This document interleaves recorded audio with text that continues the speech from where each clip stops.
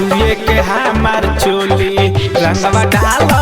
ताए राजा देवरा छुए के हमार चोली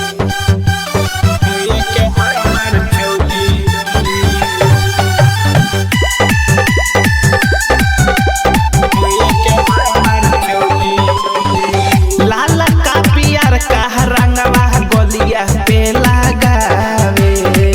लेके पिचकारी हमर साड़ी के लेटावे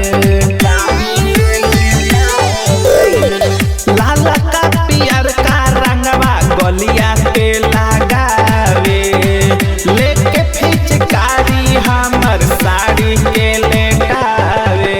हाथी लगावे धर सुघरावे बटम देता खोली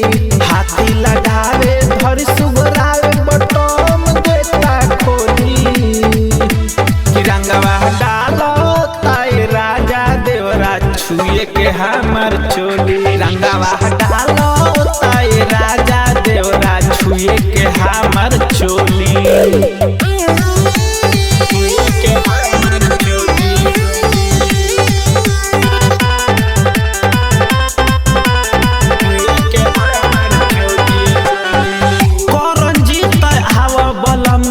बची नाही धन हो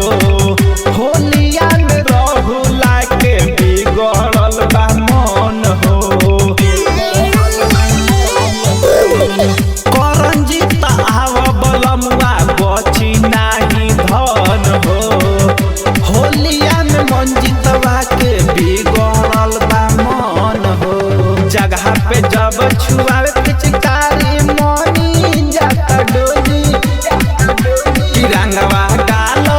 ताए राजा देवरा छुए के हमार चोली रंगवा डालो ताए राजा देवरा छुए के हमार चोली